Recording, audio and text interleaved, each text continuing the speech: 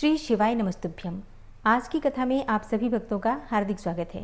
आज है 3 अगस्त 2026, दिन है सोमवार और आज आप सुनने वाले हैं सावन मास की कथा का 5वां अध्याय। सबसे पहले जानते हैं आज का पंचांग। आज सावन मास की कृष्ण पक्ष की पंचमी तिथि है।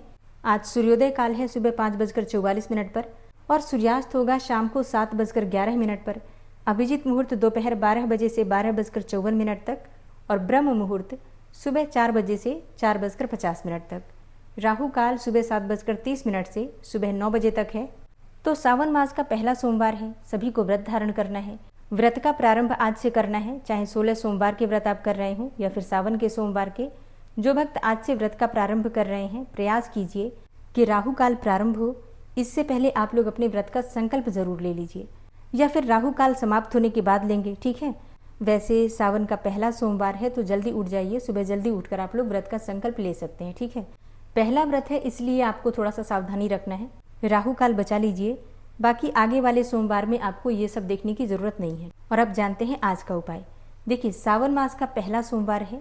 प्रयास कीजिए कि सावन में जितने भी सोमवार आते हैं उसमें मिट्टी के शिवलिंग बनाकर, मतलब पार्थिव शिवलिंग बनाकर आप लोग पूजा करें।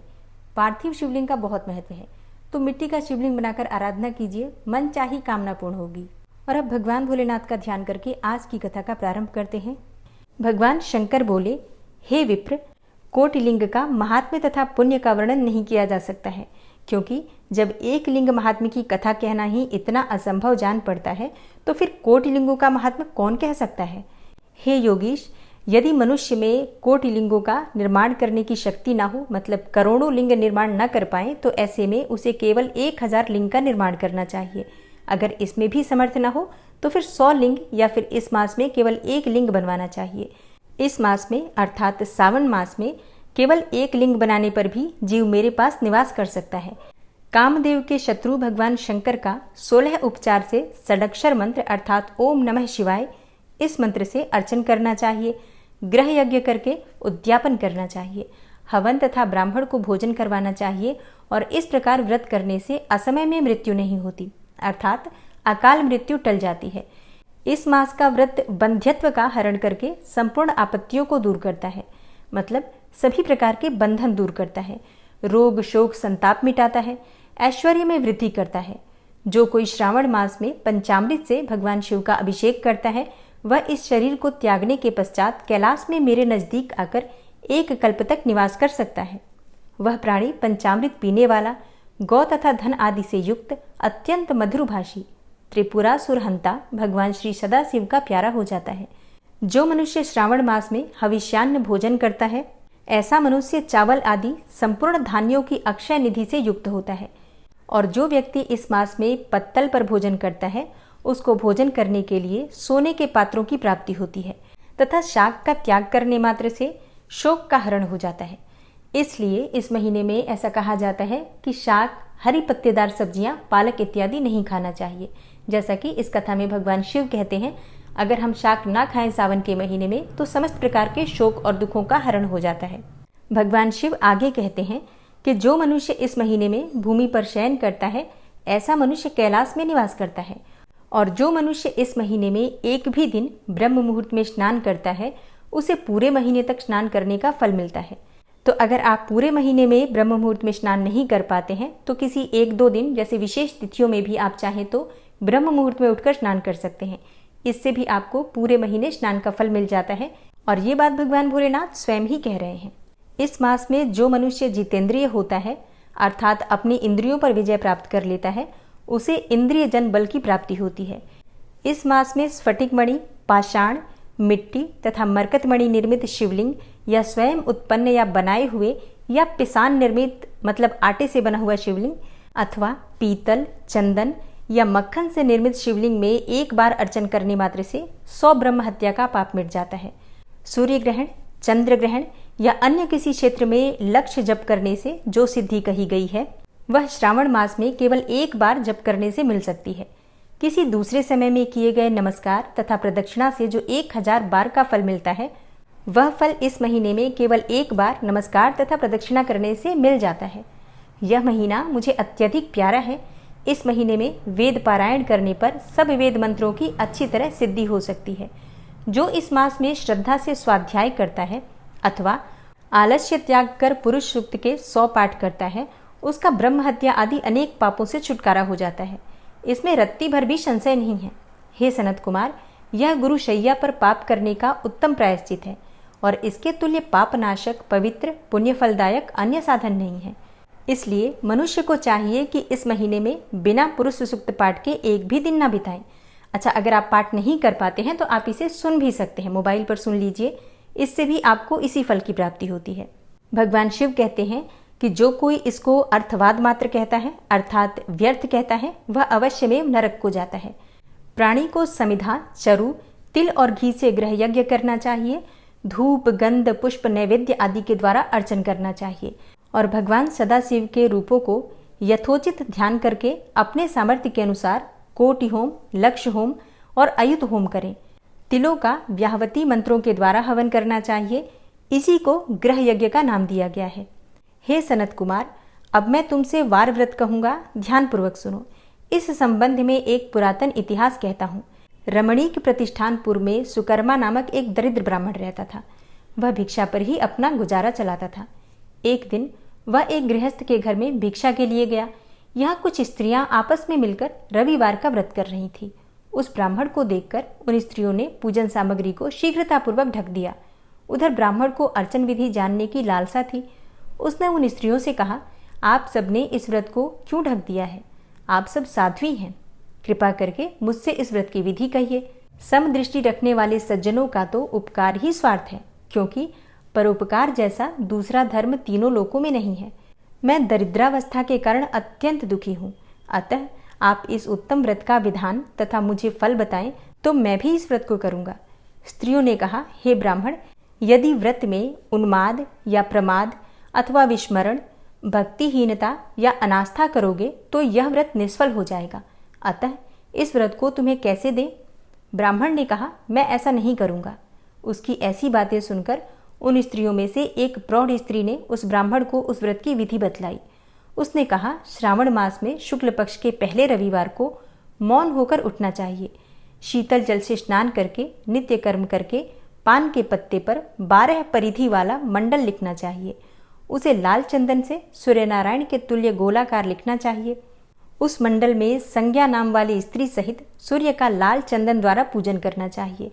फिर घुटने जोड़कर जमीन पर बैठकर सूर्य के 12 मंडलों पर अलग अलग लाल चंदन से युक्त लावा तथा जपा अर्थात उड़हुल के पुष्पों द्वारा अर्घ्य श्रद्धा भक्ति से सूर्यनारायण को देना चाहिए। अर्घ्य को रक्ताक्षत अर्थात लाल चावल, जपा पुष्प और उपचारों द्वारा युक्त करें। नारिकेल बीज और खांड शर्करा से युक्त सूर्य के मंत्र पढ़कर नैवेद्य देना चाहिए और सूर्य के 12 मंत्रों द्वारा स्तवन करना चाहिए। 12 बार नमस्कार करना चाहिए और 12 बार प्रदक्षिणा करनी चाहिए। फिर 6 सूतों को मतलब कच्चे धागे को एक में मिलाकर उसमें 6 ग्रंथियां लगानी चाहिए अर्थात 6 गांठ लगानी चाहिए। उस सूत्र को भगवान श्री सूर्यनारायण को अर्पण करके उसे अपने कंठ में अर्थात गले में बांध लेना चाहिए और 12 फलों से संयुक्त दान वामन ब्राह्मणों को देना चाहिए। कुपात्र को इस व्रत की विधि नहीं बतानी चाहिए। हे विप्र, इस प्रकार विधि पूर्वक व्रत करने से निर्धन भी धनवान हो जाता है, निसंतान पुत्रवान हो जाता है, कोढ़ी का कोढ़ मिट जाता है, बंदी खाने में पड़ा हुआ बंदी खाने से छुटकारा प्राप्त कर लेता है, रोगी का रोग मिट जाता है। हे विप्र, अधिक क्या कहूँ, प्राणी जिस जिस वस्तु की इच्छा करता है वह उसको इस व्रत के प्रभाव से प्राप्त हो जाती है। इस विधि से यदि श्रावण मास में 4 रविवार हो तो 4 व्रत करें और यदि 5 रविवार हो तो 5 व्रत करें। व्रत के पूर्ण फल की प्राप्ति के लिए उद्यापन करें। हे विप्र, इस प्रकार व्रत करने से कार्य सिद्धि होती है। वह ब्राह्मण उन स्त्रियों से इस प्रकार व्रत की विधि जानकर अपने घर को वापस लौट आया। उसने घर आकर अपनी दोनों कन्याओं को भी व्रत की विधि बतलाई। उस व्रत के केवल सुनने से और अर्पण तथा दर्शन मात्र से वह कन्याएं अत्यंत सुंदर हो गईं तथा उसी दिन से उस ब्राह्मण के यहाँ लक्ष्मी निवास करने लगी। कई विधियों और कई तरीकों से उस ब्राह्मण के यहाँ लक्ष्मी आई। वह धन कुबेर हो गया। एक दिन राजा ने मार्ग से गुजरते हुए उन कन्याओं को अपने मकान की खिड़की में खड़े देख लिया। रूप की खान उन दोनों बहनों को देखकर वह देखते का देखता रह गया। वह उन पर मोहित हो गया। उसने ब्राह्मण को बुलाया और अपने लिए उसने दोनों कन्याओं को मांग लिया। ब्राह्मण ने भी प्रसन्न होकर उन दोनों कन्याओं को राजा को दे दिया। कन्याएं भी राजा जैसा पति प्राप्त करके प्रसन्न हो गईं। फिर उन्होंने इस व्रत को किया तो पुत्र पौत्र आदि से युक्त हो गईं। हे सनत कुमार, मैंने अभ्युदय को देने वाले इस व्रत को आपके सामने कहा है। हे ब्रह्मपुत्र, जिस व्रत के सुनने मात्र से सब इच्छाओं की पूर्ति हो जाती है, तो ऐसे व्रत के अनुष्ठान के फल का क्या कहना है। श्रावण मास में रविवार के व्रत को करने मात्र से हर प्रकार की इच्छा पूर्ण हो जाती है। जय भोलेनाथ। आज की कथा का यहीं पर समापन करती हूँ। इसके आगे का अध्याय आप सुनेंगे कल की कथा में। जब हम भक्ति करते हैं तो एक बात सभी के मन में होती है कि वही भगवान का सबसे सच्चा भक्त है, और प्रत्येक भक्त यही बात सोचता है कि उसी की भक्ति सबसे सच्ची है। लेकिन कई बार ऐसा भी होता है कि भगवान भोलेनाथ अपनी भक्ति की परीक्षा ले लेते हैं और सबके बीच में सच्चा भक्त कौन है इसे भी जाहिर कर देते हैं। भक्ति सच्ची होती क्या है ये भी बता देते हैं, और समय समय पर ऐसे चमत्कार होते ही रहते हैं। ऐसा ही एक बार हुआ एक ऐसे नगर में जहाँ भगवान शिव का एक भव्य मंदिर था, जहाँ हर वर्ष दूर दूर से भक्तजन भगवान शिव जी के दर्शनों के लिए आते रहते थे। श्रावण का महीना था। दूर दूर से कांवड़िए कांवड़ लेकर भगवान शिव को जलाभिषेक करने आए हुए थे। मंदिर का परिसर भक्तों की भीड़ से पूरा भरा हुआ था। तभी अचानक से ही आकाश में बिजली उत्पन्न हुई और सोने का एक थाल उतरा। उसी के साथ एक भविष्यवाणी हुई कि जो कोई भी भगवान शंकर का सच्चा भक्त और प्रेमी होगा उसी को ये थाल मिलेगा। अब मंदिर में उपस्थित सभी लोगों ने ये भविष्यवाणी सुनी और धीरे धीरे सभी इकट्ठे भी हो गए। जो लोग मंदिर की व्यवस्था देखते थे उन्हें तो पूरा विश्वास था कि ये थाल हमें ही मिलेगा, क्योंकि हम तो भगवान शिव की नित्य पूजा करते हैं, सारी व्यवस्था करते हैं और भगवान शिव के सबसे निकट भी रहते हैं। इसलिए हम सच्चे भक्त हैं, मतलब हमारी भक्ति सच्ची है, इसमें तो कोई संशय ही नहीं है। और इस प्रकार से इस थाल के सबसे बड़े अधिकारी तो हम ही हैं। ऐसा सोचकर वे सबसे आगे जाकर खड़े हो गए। सबसे पहले एक पंडित जी आए और बोले कि देखिए, मैं प्रतिदिन महादेव का अभिषेक करता हूँ, इसलिए मैं ही भोलेनाथ का सबसे निकटवर्ती प्रेमी और भक्त हूँ, इसलिए ये थाल तो मुझे ही मिलना चाहिए। इतना कहकर पंडित जी ने थाल उठा लिया। अब जैसे ही पंडित जी ने थाल उठाया, थाल पीतल का हो गया। ये देखकर पंडित जी तो बड़े लज्जित हुए। उन्होंने थाल यथास्थान रख दिया और फिर वहाँ से निकल गए। इसी प्रकार वहाँ उपस्थित सभी पंडितों ने खुद को आजमाया, लेकिन शायद उनमें से कोई भी सच्चा भक्त नहीं था। उन्हें भी थाल को यथास्थान रखकर वापस जाना ही पड़ा। इसके बाद उस नगर के राजा का आगमन हुआ। अब राजा साहब आगे आए और बोले कि मैंने तो महादेव जी के मंदिर में बड़ी भारी दान दक्षिणा दी है, इसलिए ये थाल तो मुझे ही मिलना चाहिए। इतना कहकर राजा साहब आगे बढ़े और थाल उठा लिया। जैसे ही राजा ने थाल उठाया, थाल तांबे का हो गया। अब ये देखकर महाराज भी लज्जित हुए और थाल यथास्थान रखकर एक तरफ खड़े हो गए। इसके बाद इसी तरह से एक से बढ़कर एक दानी, महात्मा और भक्त पधारे और थाल उठाया, लेकिन किसी के हाथ में कुछ और किसी के हाथ में कुछ हो गया, परंतु थाल सोने का नहीं रहा। तब सभी लोगों को पता चला कि हम में से कोई भी महादेव का सच्चा भक्त नहीं है। अब ठीक उसी समय एक किसान का आगमन हुआ और वो बेचारा महीनों बाद आज चातुर्मास के शुभ अवसर पर सोमवार को शिव जी के दर्शन करने आया था। गरीबी और गृहस्थी के बोझ तले दबा दिन रात खेतों में मेहनत मजदूरी करके अपना और अपने परिवार का गुजारा करता था।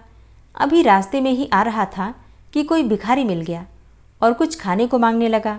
इस किसान को दया आ गई और अपने खाने के लिए जो खाना लाया था वो भी उसने उस भिखारी को दे दिया। थाल के बारे में इसने भी सुना था, लेकिन इसने उस ओर कोई ध्यान ही नहीं दिया। सीधा मंदिर में गया और महादेव का पूजन करके बाहर आ गया। परिक्रमा करके जाने को हुआ, तभी पीछे से एक व्यक्ति बोला कि भाई, तुम भी थाल को उठाकर देख लो, हो सकता है तुम ही वो सच्चे भक्त हो जिसके लिए ये थाल आया हुआ है। अब किसान को लगा कि वो व्यक्ति उसका मजाक बना रहा है। किसान ने हंसते हुए कहा, भाई, मैं तो कभी कोई पूजा पाठ भी नहीं करता और महीनों में एक आध बार ही मंदिर भी आ पाता हूँ, तो मैं काहे का सच्चा भक्त। वो अजनबी बोला, भाई, हम तो देख चुके हैं, हमारी भक्ति तो 2 कौड़ी की भी नहीं है। अब तुम भी अपना हाथ लगाकर देख ही लो, सोने का थाल मिले या ना मिले, किंतु पता तो चल ही जाएगा कि तुम्हारी भक्ति में कितनी सच्चाई है। लोगों के बहुत आग्रह करने पर आखिर उस भोले भाले किसान ने जाकर थाल उठा ही लिया। फिर जैसे ही उसने थाल उठाया, लोगों के आश्चर्य का तो ठिकाना ही नहीं रहा। सोने का थाल रोशनी से चमचमाने लगा। ये देखकर सब लोगों में खुशियों की लहर दौड़ गई। सभी लोग उसके जयकारे लगाने लगे और पूछने लगे कि भाई, तुम ही सच्चे भक्त हो, अब हमें भी बता दो कि कैसी भक्ति करते हो जिससे कि महादेव तुमसे इतने प्रसन्न हैं। सबकी बातें, सबके जय जयकारे सुनकर किसान बोला कि भाई, मैं तो कोई भक्ति करता ही नहीं। मैं केवल दिन भर खेतों में काम करता हूँ और थोड़ा समय निकालकर ज़रूरतमंद लोगों की मदद कर लेता हूँ। इसके अलावा मैं कोई विशेष कार्य नहीं करता। लोग पूछने लगे कि तुम लोगों की मदद क्यों करते हो? तब हंसते हुए किसान बोला, सुकून। दूसरों के चेहरे पर मुस्कान देखकर मुझे जो आनंद और खुशी होती है उसे मैं शब्दों में बयान ही नहीं कर सकता। और शायद यही कारण है कि महादेव मुझसे इतने प्रसन्न हैं। इसलिए हमेशा याद रखें, सत्कर्म का आरंभ भी आनंद से होता है और अंत भी आनंददायक होता है, और दुष्कर्म का आरंभ भी दुख से होता है और अंत भी दुखदायक ही होता है। आप सैकड़ों मील की यात्रा करके भी दूसरों का दिल दुखाते हैं तो आपकी ये तपस्या, साधना और महादेव का दर्शन धूल के बराबर है। और अगर आप थोड़ी सी भक्ति के साथ भी दूसरों की ज़रूरतों का ध्यान रखते हैं, दूसरों की मदद करते हैं, दूसरों को प्रसन्न करने का प्रयास भी करते हैं, किसी के भी चेहरे पर थोड़ी सी भी मुस्कुराहट लाने का प्रयास करते हैं, तो भगवान शिव आपसे वैसे ही प्रसन्न हो जाते हैं। और कहा भी गया है कि प्रत्येक जीव में ईश्वर का वास होता है। तो हम जितने भी जीवों को प्रसन्न करते हैं, जितने भी जीवों को हम खुश करते हैं या जितने भी जीवों की हम मदद करते हैं, एक तरीके से हम भगवान की ही सेवा करते हैं। और हम जितने भी जीवों को दुख देते हैं, किसी के भी दुख का, किसी की भी तकलीफ का कारण बनते हैं, तो कहीं न कहीं भगवान का ही दिल दुखाते हैं। वीडियो पसंद आई हो तो वीडियो को लाइक कीजिए, शेयर कीजिए, और चैनल पर पहली बार आए हैं तो सब्सक्राइब करके बेल आइकन को ज़रूर प्रेस कर लीजिए ताकि आने वाली सभी वीडियोज़ की नोटिफिकेशन आपको सही समय पर प्राप्त हो। मिलती हूँ मैं आपसे अगली वीडियो में, तब तक के लिए जय श्री राधे।